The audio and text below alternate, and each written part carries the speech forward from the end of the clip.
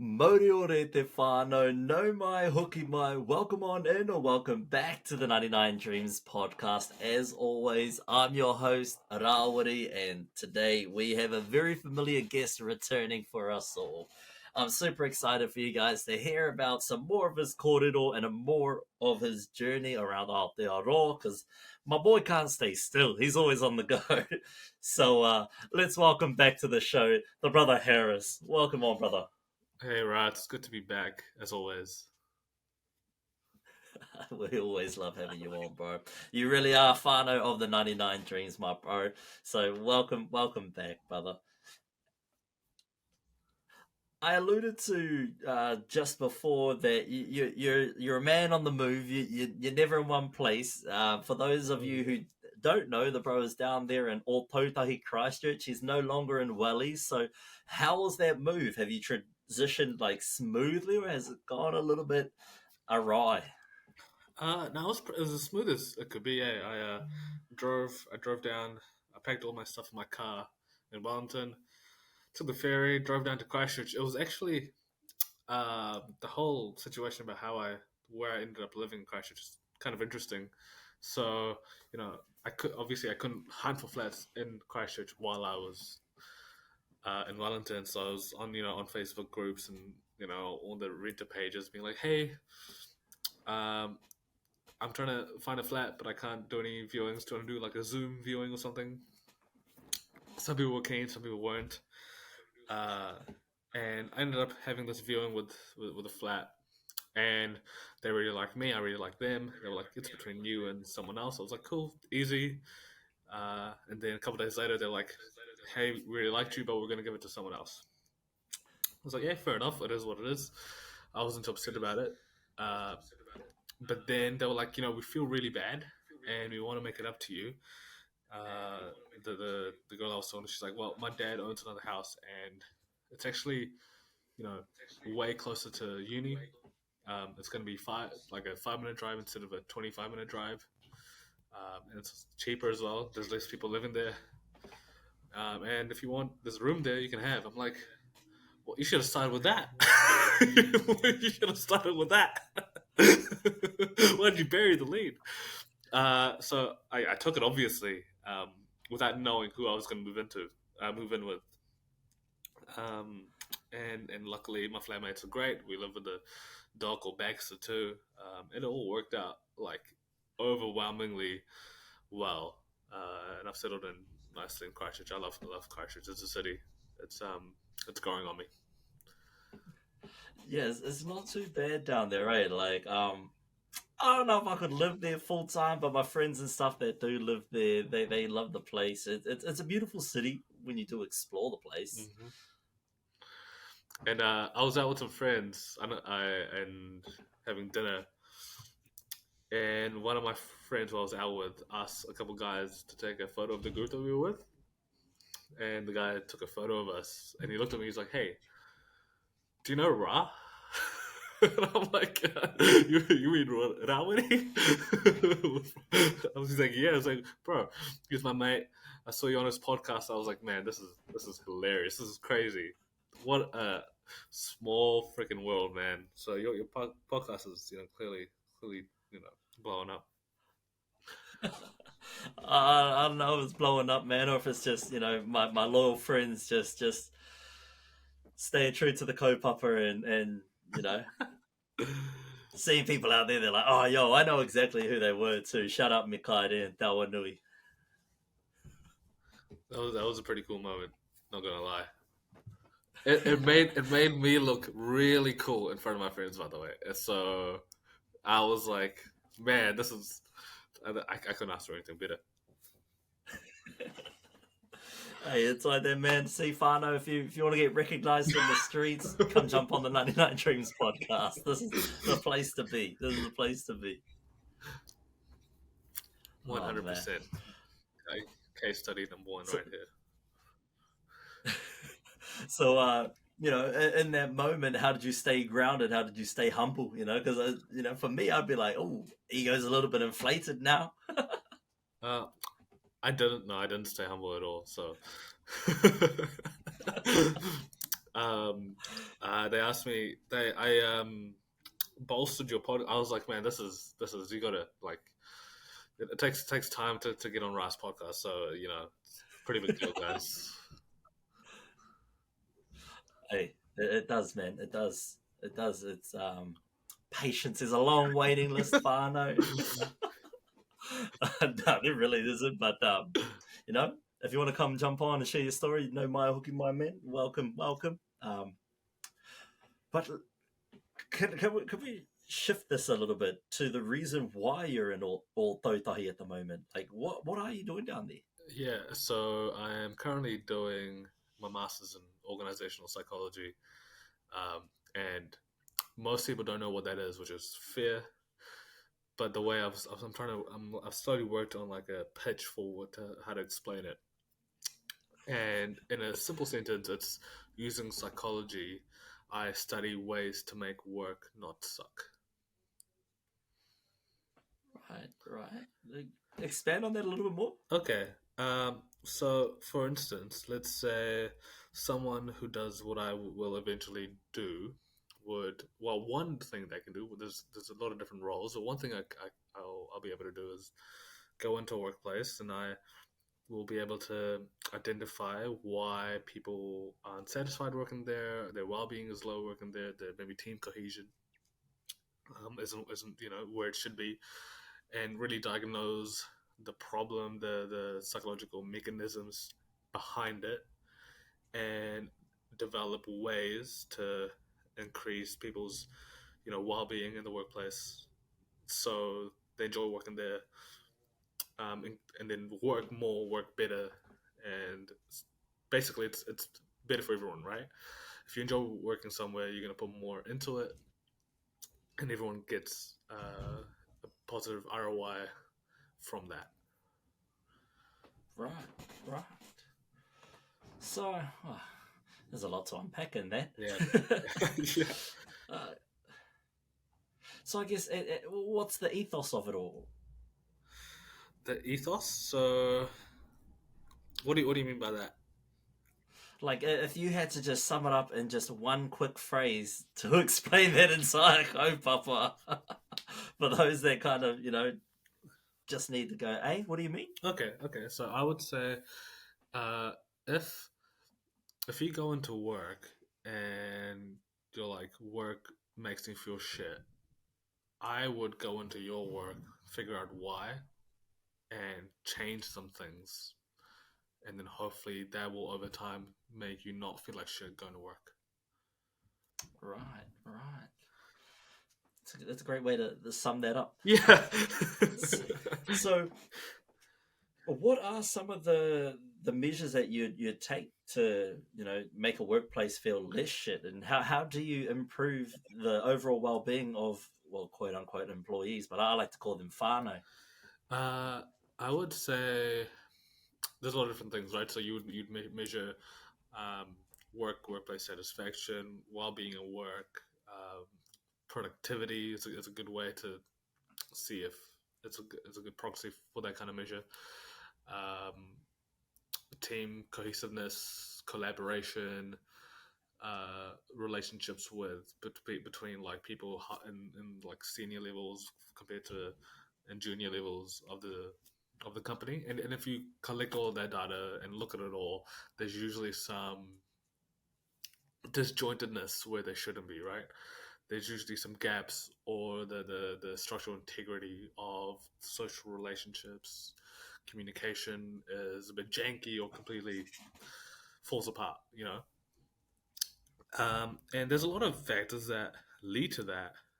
One of the main ones that I looked at was authenticity. So being authentic at work, right? Being your authentic self, your true self. So that was pretty interesting. Yeah, like there's a lot that kind of goes into that. Yeah, well, because for me personally, I know when I go to work, filtering, I guess, how I present myself at work. Like, I'm not gonna be this high energy, super out there, the person that you get on this podcast is not the same person I am at Mahi. Mm-hmm. So, is there a reason why people kind of do that, or is it just subconscious? It just is. I think it really there's a lot of it depends, right? And let's start with the individual, the let's say the you, right? So let's say there's a spectrum of your personalities, right? Let's say on one end there's a version of you that doesn't change who they are, irrespective or independent of the situation they're in, the context, right? Um, and then on the other side, let's say you are a completely different person in every situation. You almost adapt exclusively to every single change in a situation or changing environments, right? And people sit on that spectrum. So some people are like very rigid in their like disposition, their personality. They don't change at all. Some people adapt a bit more, right? And that's one part of that is sort of genetically just who you are, just what you do.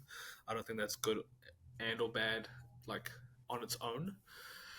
It's more like why that happens and how that's facilitated by the environment you're in. So if you are if it's easier for you to sort of adapt around different people and just different people just bring out sort of slightly different versions of you, that's like completely fine. There's nothing wrong with that. It's still you. Like the way, for instance, I express myself in slightly different ways in slightly different company, right? I do that because I enjoy um, the adaptability that I can do that, and it's cool adapting to different sort of environments. Um, and I don't think there's anything bad about that. It's very natural, right? But at the same time, it's super natural just to have consistency. So this independently for yourself, there's no wrong or right as long as it doesn't affect you negatively. Right. So it's not essentially bad to be flexible or to be sort of reserved in showcasing your full and authentic self. It's just more of a personal thing. Yeah, on one side, right? There are instances where it can be bad, right? Um, and those would look like, for instance, if you weren't being if you felt that if you express your authentic self in that environment, it would be it would lead to like, sort of like negative outcomes. Maybe someone would look down on you, or someone would think you're weird, or like whatever. If that's why you change your behavior, then then that's bad. Right. So if it's forcing you to be reserved, if it's forcing you to sort of peg yourself into a square hole. Yeah, yeah, 100%. Yeah. Right. And I think like a lot of places right now are sort of oozing sort of being authentic at work is sort of a good thing, and you have to do that. And I think that's the first layer, realizing that that's important. But what's more important is how you actually be authentic at work. Um, knowing that you should be authentic is just one thing, but how you actually be authentic at work is sort of the bigger bucket that you have to address. It's so true. Let me ask this then, I guess. It is. Whew, where was I going with that? Is being authentic at work a product of the overall environment, or is it more what's going on personally with you, which affects that more? That's a good question. So we talked about um, how your personality, your disposition can affect how you express yourself, and I guess a simple way to talk about this, right? Have you heard of the term psychological safety? No. Okay, so psychological safety is having I guess, mental safety, or feeling safe, feeling that you can express your views yourself safely in an environment with other people and not being judged for it, or being put down for it. So having that psychological safe space um, is important to be able to express your authentic self, right? So if you're, let's say, in a meeting and you're around other people who, if you feel like if you express yourself, your authentic self, they're gonna look down upon you, judge you, call you out negative ways. You're not gonna do that, right? But if you feel comfortable around the people around you, knowing that you're not going to be judged, it's a safe space to say stuff, then you're more likely to, right? There are sort of steps people can take to make everyone else, like make others feel psychologically safe. But there's also a level of sort of personal uh, threshold that each person has. So my threshold for feeling comfortable saying what I want to say can be different to your threshold, right? So let's say you feel comfortable, here, um, at this level of psychological safety to say whatever you want to say, but maybe I need this level of psychological safety to say what I want to say. Uh, if we're both in the same environment and the environment has sort of, is in the middle, right? You're gonna feel fine, but I'm not expressing myself, right? And so in one instance, it's like, yeah, the it depends on the people, but also depends on you. Right. Okay, so that brings me to another question, I guess, that builds off of that is which personalities don't work well together to, really enhance or create, that psychologically safe space? Okay, so I would say, uh, s- yeah, okay, that's a really good question. So, um, the archetypical the personality that I think of immediately is there's a character. If you're in, I like sort of group environment, group, so let's say meeting. If you have someone who has the natural ability, whether they realize it or not, to just take charge of the conversation and be the major voice in the room, right? If you have them, and then on the other end, if you have someone who is naturally more shy, more reserved, who won't really speak unless asked to speak, right? Um, I mean, the psychological safety might be fine, uh, but generally, it's harder depending on the content of what the people or the person who is more talkative of what they're saying. If it just comes out harsh, it comes out more sort of stern, uh, like blunt, then it can make the other person on the other end of the spectrum feel less comfortable expressing themselves. Right, right. And And so I guess, I was just going to add to that. So, uh, no, you're good. And on so the if you're more likely to be, okay, let me sort of backtrack here. There's different versions of being authentic, right? Some people say, I'm going to be my authentic self, and if that makes other people feel like shit, or if what I say hurts other people, then that's on them. That's I'm just trying to be authentic, right? Um, but I don't think that's true. Like, sure, that can be authenticity, but like I said, it depends on how, like on how you express your authentic self. Being authentic doesn't give anyone the green light to be an asshole, right? Like it's that's like a big idea you have to understand. Like, sure, it's some people's responsibility to um, not take offense, but there is also a responsibility on the person who's saying stuff to recognize what they are saying can be perceived, and if if what they're saying is perceived negatively, then people aren't gonna like them. And if they want to maintain, relationships, then they have to be aware of that. That won't take away from their authenticity. It will just its ability to enhance or devalue relationships, and being authentic or not. It's less to do with that. Right. And so you're really saying that there's a fine line between being an asshole and being genuine, and Yeah, 100%, right? So let's say, okay, I'll give you a clear example. So let's say we're in a meeting, right? And everyone has to share an idea. Me and you're in the room, right? And you share your idea, and I'm like, Ra's idea is just it's terrible, it's crap. It's who would think of such a dumb idea, right? That's my authentic brain thinking that in the back of my head. But because I'm trying to be authentic, I just come out and say it, right? Because I want the best idea to come forward. If it's mine, I don't care. If it's the other person's, I don't care. I just want the best idea. And me,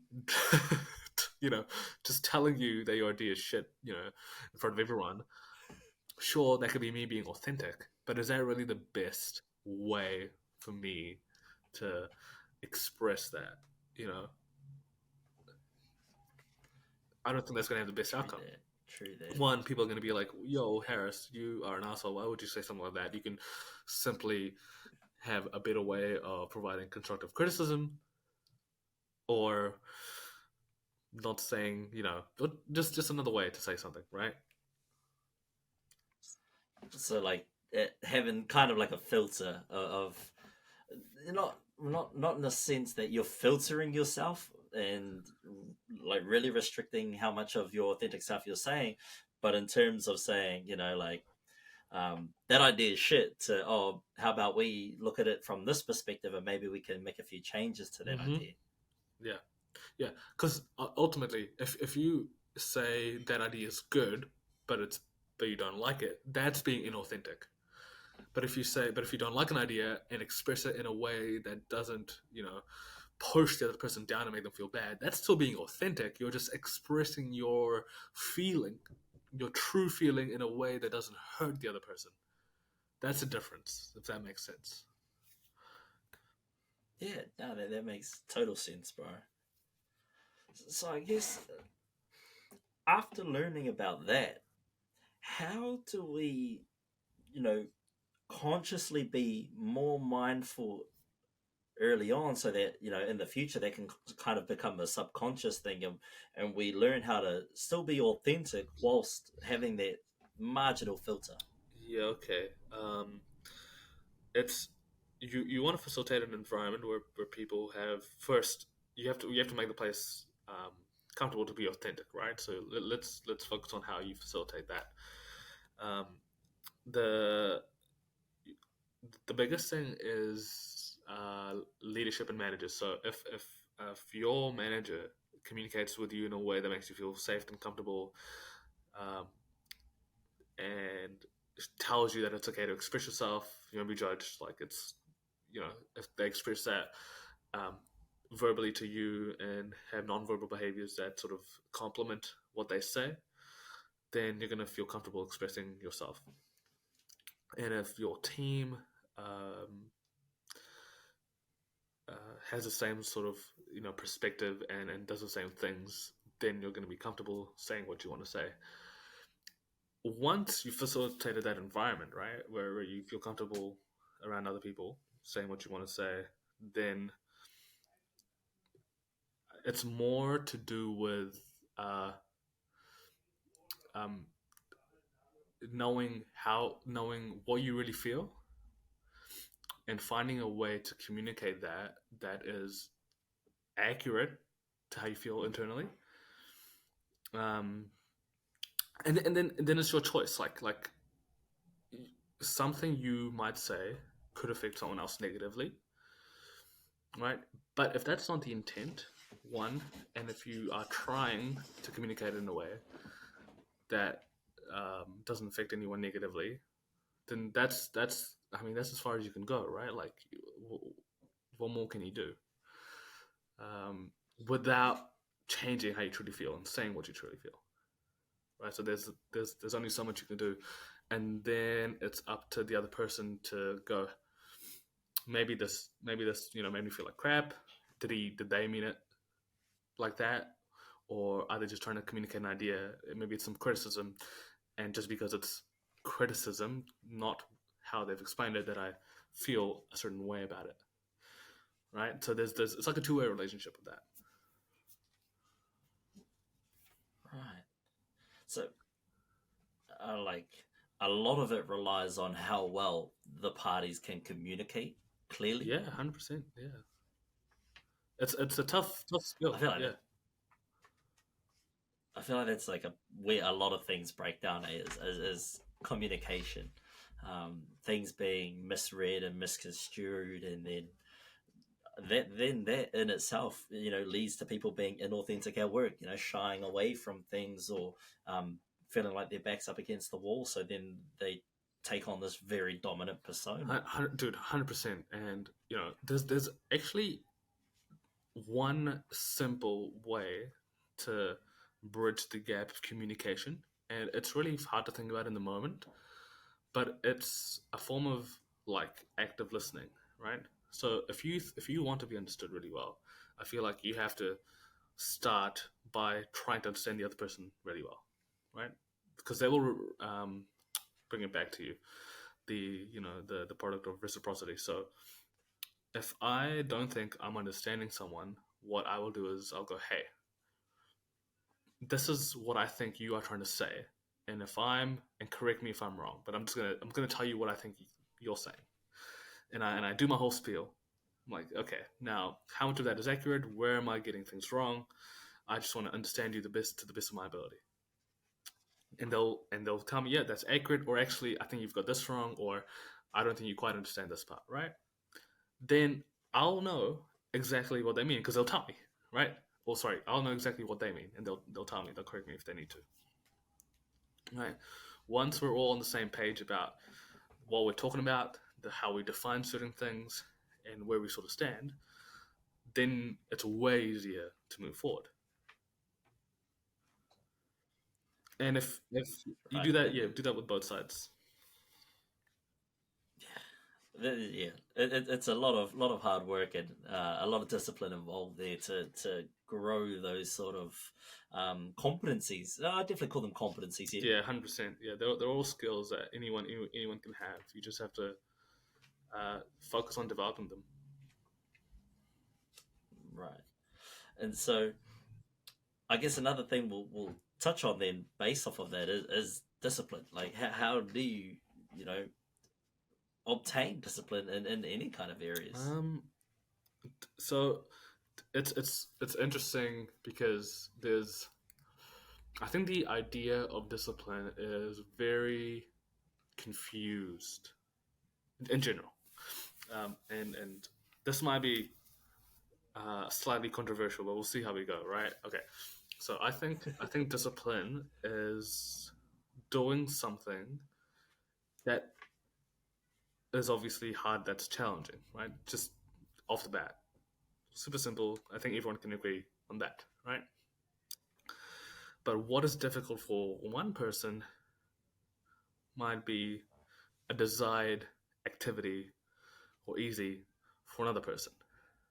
For instance, exercise for me isn't discipline. I don't need discipline to go to the gym 5 times a week, every week. It's just something I do, something I want to do. If I don't do it, I don't like it. If you tell me don't go to the gym 5 times a week, 5 times a week, it would require more discipline for me to stay away, right? For other people, discipline um, for others might be uh, having tough conversations or standing up for themselves in a social situation, right? Saying something. It might be challenging emotionally for certain people and easy for others. Some people enjoy conflict, and for them, once they feel it, coming up in whatever environment that they go in. They're like, yeah, let's talk about this or whatever. So it doesn't require that willpower, that discipline to have that hard conversation because they can't wait to have that conversation. Whereas some other people are more sort of risk averse, and they shy away from that conflict, and for them it requires that discipline, right? um, so a lot of the when we think discipline, we think, exercising, going to sleep at a good time, eating the right things, doing the right things with your work, and to a certain extent that's true. Like, generally it's harder to do hard things, right? But it's a lot more. There's a lot more nuance in that, and I think we should take the picture away from um, certain a specific idea of what discipline is, and make it a bit broader. Oh yeah. Well, can I ask you this then? I think it's in line with what you've been saying. What's the difference between routine and discipline? Routine and discipline. What's the difference? I would say routine would probably fit somewhere. If if you have routine, you might still need to practice discipline to fulfill that routine, right? Um, Having a routine and practicing it doesn't mean it's something that comes easy to you. So a routine is a set of behaviors that you have decided you need to do in a certain order, right? Um, Whether that's an automatic thing that you just do one after another, or whether it's a conscious, willed choice that you have to, struggle to do, but you still do. Um, that's a different thing. Right, right. So routine is kind of that mundane step by step, left foot, right foot. Whereas discipline, you've got to consciously think about making these changes to develop potentially a routine in the future. Yeah, I would say so. Yeah, Ah, routine's funny. Routine is pretty funny. Like, some people, I think routine is generally a good thing, because the more you don't have to think about what you have to do regularly, the more cognitive brain space you have to focus on the important stuff, right? Yeah.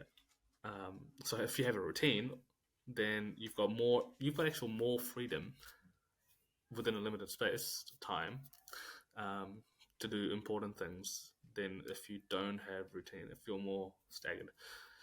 But um, life ebbs and flows, and sometimes if you don't have a routine, it's not the end of the world. Sometimes that can help with some creative thinking or some type of work. hard up, bro. Like I often find myself and it's sad, but like when I'm with my friends or something, I'm out having like dinner or something, bro. My Hmm. mind's going a mile a minute, going, "Oh man, this idea, bro. This would be such a cool thing to run with." And this is how the magazine was born, whilst I was not near the computer. So it's taking those breaks from that routine Mm, that just boom, the brain goes. Hey, it's crazy. yeah, it's like creativity needs space. But going back to discipline, if you don't want something, so badly that you have to force yourself to it. So, like people, how you yourself, you don't need to go to the gym to be disciplined. That's a routine for you. Whereas other people, they really mentally and physically have to prepare themselves to you know pull up off the couch after work to go to the gym. How do you get around that? Uh, you have to. Okay, let's. Can I take a step back and then I'll answer that question? So, Yeah. so I like to think in terms of people who are introverted and extroverted, right? Seems totally left field, but well, trust me, it'll connect. So you've got people that are introverted and extroverted, and uh, just to define those terms, if you're introverted, doesn't mean you don't like being with people. It just means um, your sort of reward dopamine reward system gets filled up, refilled when you are sort of more by yourself, um, when you have your own space. Whereas for an extroverted person, their reward dopamine system gets built up when they are with people, right? So that's the main difference.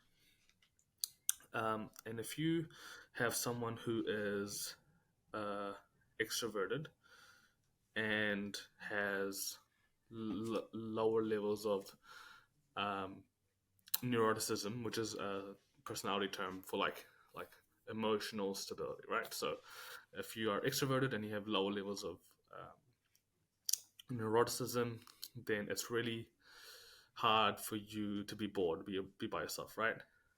So being bored is really challenging, right? It will take a lot of willpower to do an activity like meditate, right? Sitting on your own, focusing on your breath, that would be excruciating, for you. On the other end of the spectrum, if you are more introverted and if you have a high level of emotional stability, high level of lower levels of neuroticism, high levels of emotional stability, then being bored is going to be way easier for you, right? Because you're able to sit by yourself and your emotions won't be like all up and everywhere trying to figure stuff out. So one activity for that person, for two different people, could be relaxing, fulfilling. For another person, could be kind of draining, actually, right? Still effective because meditation helps develop certain skills like focus and attention. But for an extroverted person who has high levels of neuroticism and lower levels of emotional stability, it's going to just be harder for them. Now, if we go to the gym, right? There's just certain personalities, certain people who enjoy the act of physical exertion, right? Some people are just into that. They've got a disposition, a personality that enjoys that, right? And to double down on that, there are some people who enjoy that, and some people who like crave the idea and the activity of pushing themselves to the brink, just like going as hard as possible, right? And some people just the physical discomfort of exercise is just gross, just ugh, just doesn't feel right. It just for whatever reason, people just don't like it, right? So if you think about it in those terms, like I wouldn't want to do something that I feel about either. Like if I feel gross, feel weird about just the idea of pushing my body, my muscle under physical strain, yuck, you know. But if that idea of that, it's kind of like, oh yeah, let's go, let's see how hard I can push. Hell yeah, let's 'cause that's me. I want to see how hard I can push. If when I don't have the ability to do that, then um, I don't like that. So on one end, you've got someone who can naturally do that. On the other end, you have someone who can't. To get someone who can't do that to a point where they get really close to being that person or are that person, you build the tolerance, right? Don't start hard, start easy. I say, yeah. So for person A who doesn't like the feeling of exercise, you do a set of 10 two sets of 10 reps on an exercise at a very low intensity, just going through the movements. And if you build that up at a slow enough level, their tolerance will increase slowly, right? And over time, they'll get used to that yucky feeling of their muscles burning. And over time, they will, because you don't get the instant gratification from exercise when you start doing it, you don't see the rewards, you only see them later on.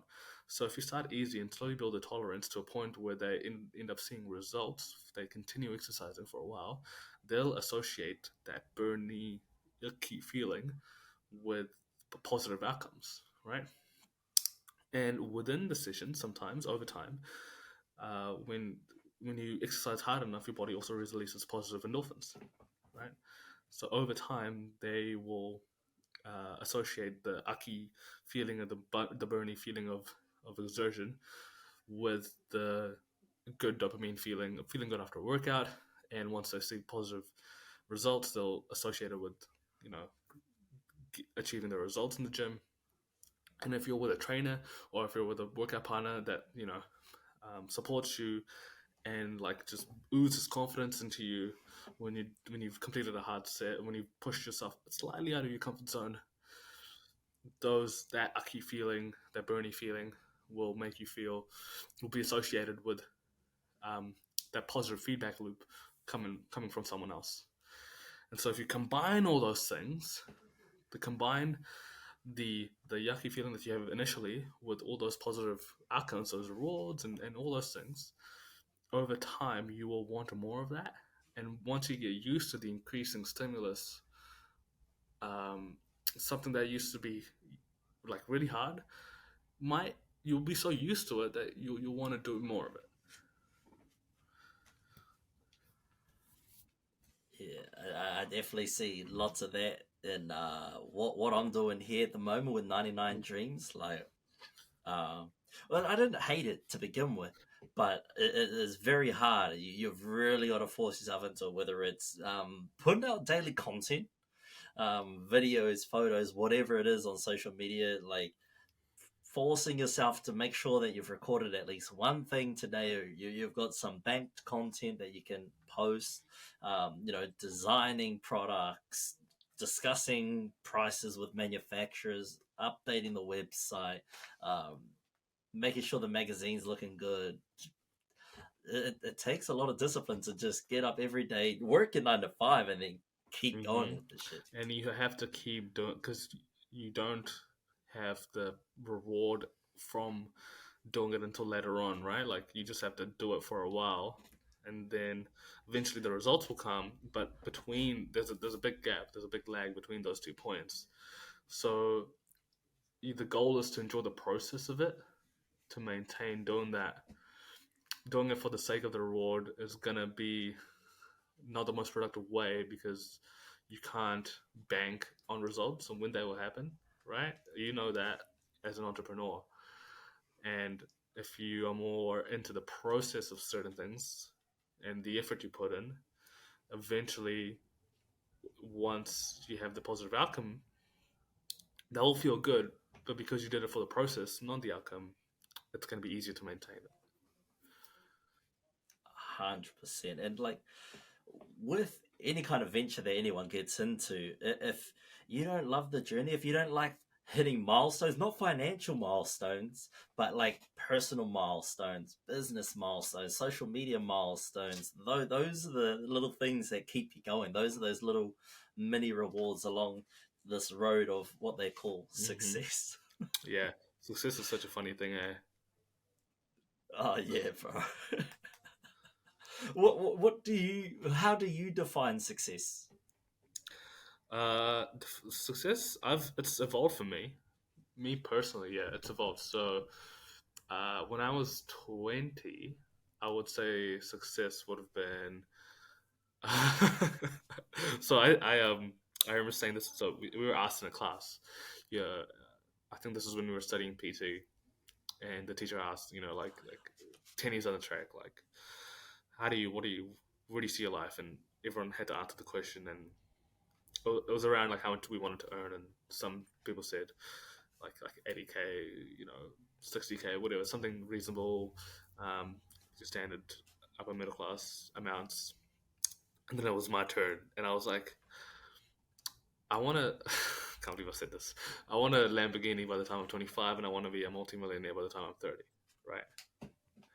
And I got a lot of praise for that. People were like, "Whoa, that's so ambitious!" Blah blah blah blah. And the funny thing about sharing a goal that's really audacious, and if people support it and make you feel good about it, you get like feedback loop of reward without actually doing anything. So I felt really good about saying something, not doing anything, because people were like, "Oh yeah, that's a cool thing. That's being ambitious." Obviously, I didn't get there. I'm 28 now. I don't have a Lamborghini, and Not yet. And I am in more debt now than I was when I was 20. So I'm further away from being a millionaire. But I don't want those things anymore. I I I could I could well I was gonna say I could care less, but no, like having capital, having money is very useful for doing certain things.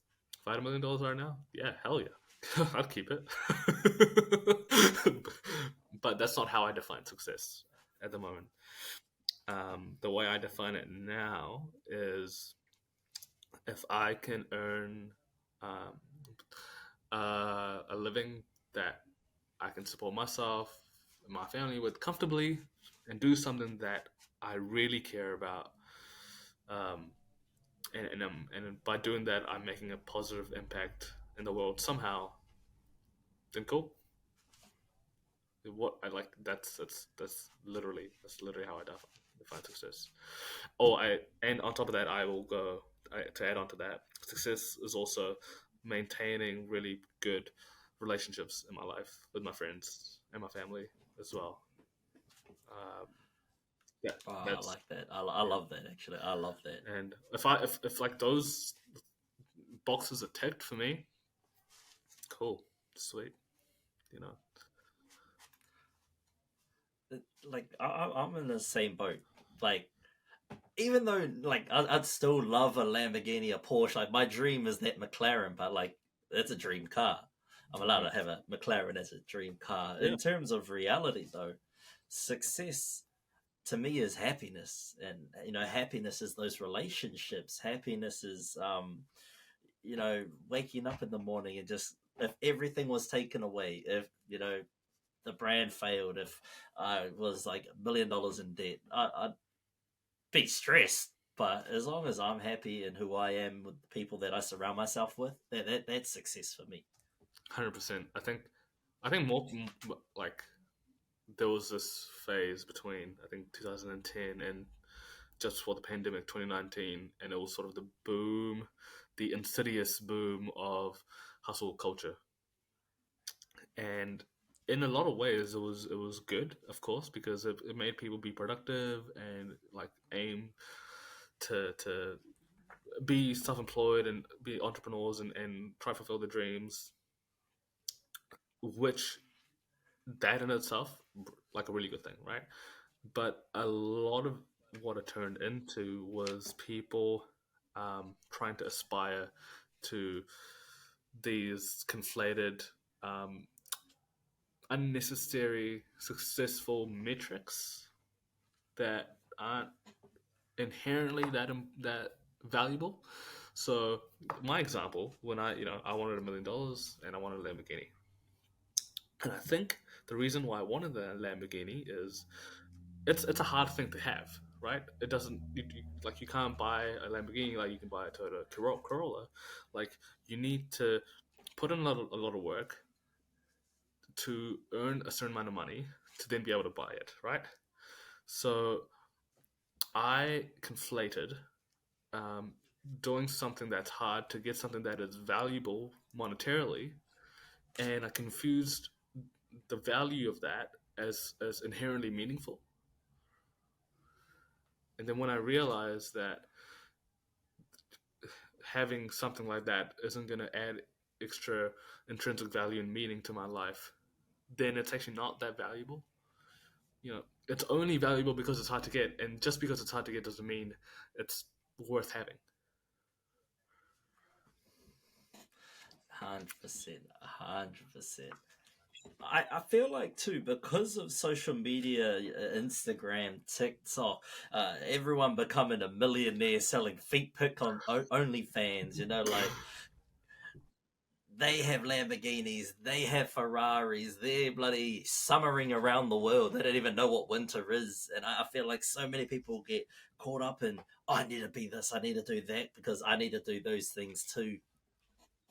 How do you get away from that mindset and sort of still being an entrepreneur, still having, that hustle culture about you, but putting your own spin on it and having your own personal goals rather than what you see as success on social Yeah, that's media? really hard. It's so easy to fall into social comparison, and I think the reason it's easy to fall into social comparison is because that's actually a default mechanism in the human mind. Like we are naturally predisposed to compare ourselves to others, especially to people who are quote unquote doing better than us, because it's a sort of a mechanism for survival. Like, oh, someone's doing better than me. Well, why aren't I doing that? What do I need to do that, right? So it makes us feel bad, but it's sort of like a mechanism for survival that we no longer need. We can easily live happy lives without comparing our lives to others. And I can't remember who said this, but for me at least, I ask myself like a couple questions. I say, okay, what are my values? Um, if I don't know what my values are, then I have to go through a process of identifying them. But my values are family, connections, learning, and uh, trying to do hard things for meaningful progress in myself and in the world, right? So those are sort of my values. Um, and if I see someone that's traveling all over the world and doing all these cool things, I'm like, oh man, I want those things. I'm like, then I go, hang on, well, is that in line with your values? Okay, nah, okay, cool. Then chill out. And the second question I ask myself is, would I be willing to do the things that person did to get to where they are? Right? If someone's super successful doing, a streamer, let's say a streamer is doing really well on, what do you stream on? Um, YouTube, wherever they stream on. And I'm like, Twitch. Yeah, there we go, Twitch. They're a Twitch streamer, and they've got millions of subscribers, and like, let's say I want that lifestyle, so I have to ask myself, hey, am I willing to sacrifice being in front of the screen all day, talking to people in that kind of way, doing everything that they did, and sacrifice everything that they sacrificed? Do I want that? Do I want to give that up? Am I willing to? And if the answer is no, then I shouldn't want what they have, right? Because I'm not willing to give up those things. And then I ask myself, if I have what they have, how do I know that that is something that will satisfy my intrinsic needs, make me feel whole as a person, right? Will that will that bring me closer to my family, my friends, and do the things that I want to do? If the answer is no, then nah, right? So it's a lot of self-evaluation before you sort of compare yourself or catch yourself wanting something. Yeah, pretty much. And so let's say there's an instance where someone has something that I want, and my values line up, my sacrifices line up. Like, yeah, cool, I'll be willing to sacrifice X, Y, and Z, and it will benefit my bottom line. Then I go, okay, what is this person doing that I'm not? And then I'll look towards. So, for instance, one of my friends who was doing well at uni and had a on the surface a good sort of structure and lifestyle, and was still maintaining social relationships and all that stuff. And I was like, man, I'm struggling to be able to do that. I'm pushing more towards doing my own thing, staying in my own lane, and wasn't paying as much attention to my relationships. And obviously they had a better connections with their network than I did. And then I asked myself, okay, what are they doing that I'm not, and what can I do slightly differently to not be in a similar position, but to be in my version of that position.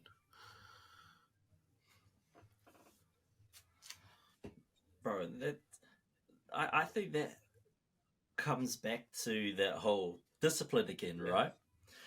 You've got to have the discipline to be able to put yourself through hell, whether it's saving, whether it's picking up more hours, whether it's starting a side hustle, to be able to afford that lifestyle in a way that suits your values. I mean, it's easy to sort of get some plastic surgery, get some ab implants, and start an OF. You know, when you're streaming on Twitch here in Aotearoa, 9 times out of 10, you've got to stay up during those late hours so that your hours of operation are the same as the people waking up in the UK and the Mm-hmm. US, because that's your audience. That's where you're getting your views from. So if you're not committed to doing that, as well as whatever else you need to do to supplement those side hustles until they become your primary hustle, it all comes back to that discipline again, Mm-hmm. right? Hard out. Um, and James Hoffman, he's a coffee pioneer. Like was a barista, has made lots of different coffee companies, and has bolstered a lot of different cafes around the world. And he said he spent, he had the discipline to put in discipline to put in the work, and he was at a point he was working, 100, he said 110-hour weeks just to uplift his business and make it prosper. And he was like, I I worked myself to a point where I hated what I was doing. I'm like, why am I even doing this? I hate this. And he said that you need the discipline, you need the work ethic if you want to get somewhere that's hard to get to. But if you're doing it in a way that you end up hating it or is unsustainable, then that's it's wrong strategy. It's not going to work, right? Um, and so for him, he needed the discipline to not push harder, but to pull back instead, right? So that was his discipline. His discipline was, I love this industry, um, the coffee industry so much, and the value it can provide to people that I just want to be in it all day, every day. And if I don't pull myself back and focus on my life, my family, I'm actually not doing this business the service it needs, right? Because I need to step back so I have the energy, so I have the continuous love for it, to lift it up over decades instead of burning myself out. That's going to be hard to be able to identify within yourself, because for me personally, I'll work through that burnout. I will work that burnout to re-energize me and Mm, keep going. Yeah, it's hard, man. I feel you. I get in the same boat sometimes too. Yeah. Yeah, it's super hard to identify. Hey, anyone out there got some tips or pointers? Get at us in the comments. There, Yeah. I can't even spit the words out right now. But bro, I know how long we've been talking, but because I've got you back on the show, and it's been a little while, how about we review some of the dreams that we threw into this dream deposit box way back in the first episode with you? What was that? That was episode 3, I do believe. Oh So shit. let's revisit that Okay. dream, see where we're at with that dream, and yeah, we might Okay. Yeah. reevaluate. Let's do it. I'm nervous now. What did I say? Holy shit! This is gonna be quite confronting. Confronting? Nah, man, this is great. This is what we'll do for anyone that does revisit the show after a short hiatus. The hard part is looking for it. I've got quite a few in here now. It's cool that you keep track of all that. That's pretty sick. They're sticky notes too, so they're sticking together. But yeah, I mean, I take this seriously. Um, you know, putting people's dreams inside of a box and hope that they come true is no task you want to take lightly, because I do hope that everyone one day achieves their dreams. Where is it? Um, how early will you? Yeah, I do remember you putting one in here. It's just the where. Do you remember slightly what you said? No clue. Zero.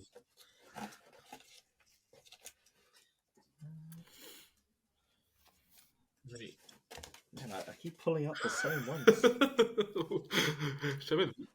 I wish I picked like different colors. Okay, that's decent. Yeah, you gotta stick to a normal Um, well, in the meantime, why don't you just tell the people what you've been up to and where they can find you? For anyone new to the podcast who don't know you. What have I been up to? Not well. I've been, gosh, you're really putting me on the spot, eh? Because for the last week, I've done sweet fuck all. I've been on holiday. So I literally haven't done anything. I've been watching. Do you remember Prison Break? Oh yeah, with the bald-headed guy, not bald-headed, but like Yeah, shaved so teeth. I was like, I want to do a rerun of that. Been watching a ton of that. I have been. I got back into playing guitar, so I've been trying to learn some songs. Oh, That's been nice. fun. Catching up with some old mates. I am currently in Taranaki, visiting my family, which has been fun. I'll be in Wellington at the end of next week. Depending on when this podcast comes out, it'll be sometime in the future or the past. I think you'll be in Wellington. Oh, okay. When this drops. Cool.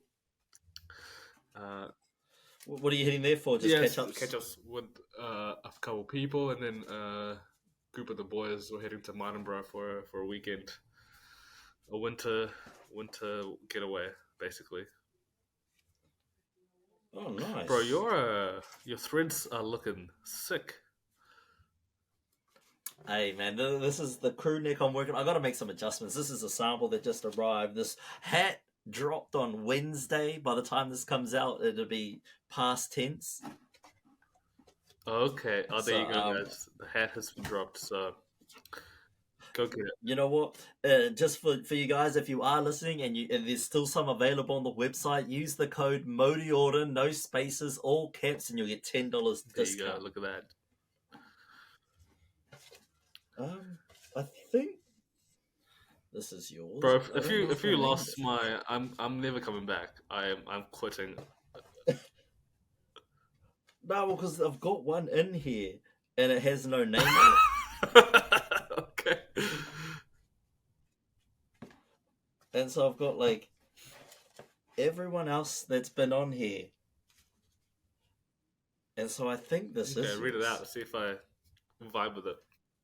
If this is yours, let me know. If it's not, this is going to be hella embarrassing. But it says, to live a life my family can enjoy and have that freedom. Because I summarized a lot, because I think yours was quite long. Yeah, sounds like I'm long-winded with my shit. So, because I think it was something to do with like you wanted a space where like you have that freedom, you have that flexibility, but also like a life that your family can be proud of. Maybe. I don't remember. I'm like, that sounds like something I would say, but I could also be saying a lot of different things. So let's write your name down on this one, and let's put a new one in there so that we know. Because you'll be back on the show, man. This is your third time. I don't know. After this shambles, jeez. Who knows? Once we reach that financial milestone, we can hire you. Okay. We need that psychological safe workplace. You can translate for us. We want to branch out into Pakistan. You're gonna hire me as your official. Hey man, that's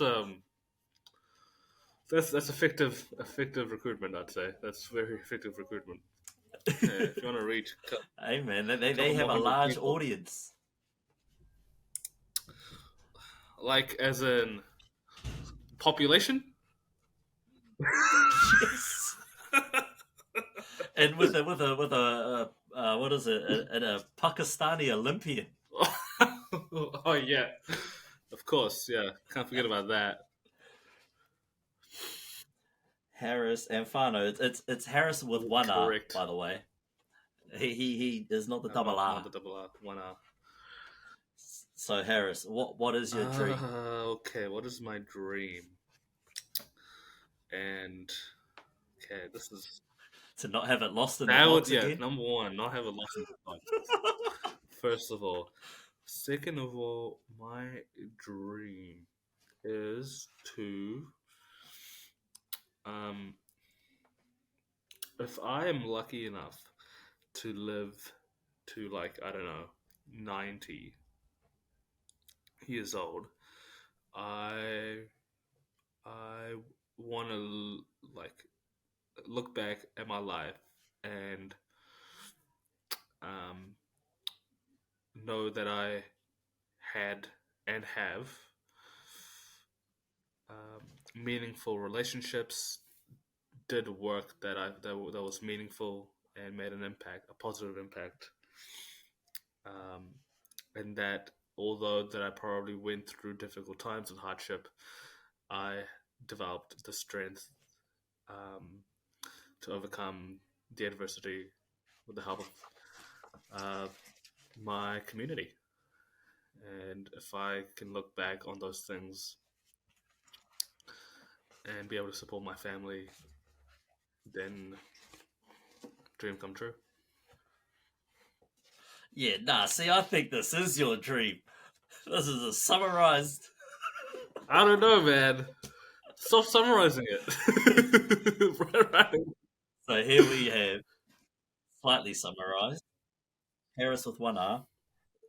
To live to 90, he wants to be able to look back and know that he has had and still has meaningful and positive impact on those around him. Yeah, okay, that's a good summary. I mean, it's. I like the longer version, but I'll accept that summary because it's on the sticky note. That's fine. We can always go back on that on the other pod and actually listen to what I said. Yeah, exactly. Which is what I'm going to do after this.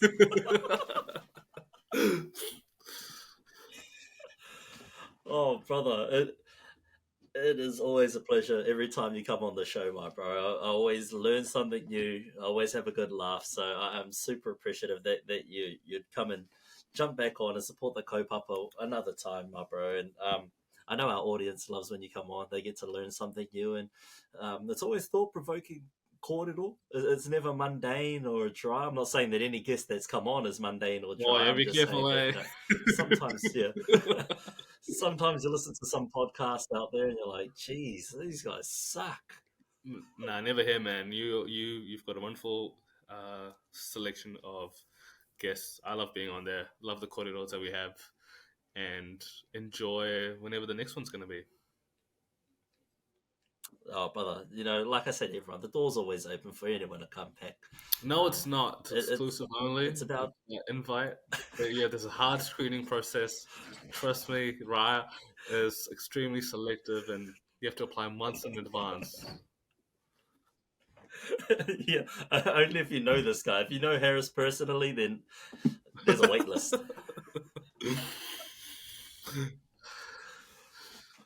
Oh man, but no, thank you so much for joining me. And whānau, like we did say, we have this portai that's out at the moment. Don't forget to use the code MODIORDER for $10 off.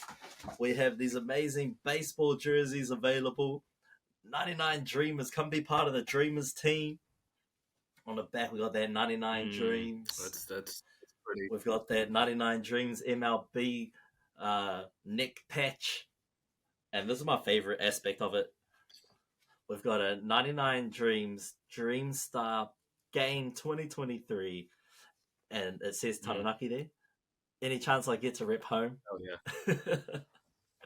And then the final detail that I think most people care most about is that each jersey comes with a Roman numeral. So there's only 12 of these made. This particular jersey is number 8 of 12. So you know that yours will be 100% unique. Boom. That's sick. So go check it out. 99dreams.co.nz But is there anything you'd like to say before we go, my bro? I was gonna say, usually the other person plugs their stuff at the end of the podcast instead of you plugging your own. That's a very counterintuitive. But okay, It's psychologically fucking yeah, people up. man. No, not really. I guess I'll just see you guys when I see you guys. 100%, 100%. And hey, like you said, if you see him in Christchurch, if people see the Mother Harris down there, go say hello to the guy. Tell his friends that you heard him again on the podcast, and you're a big fan of his.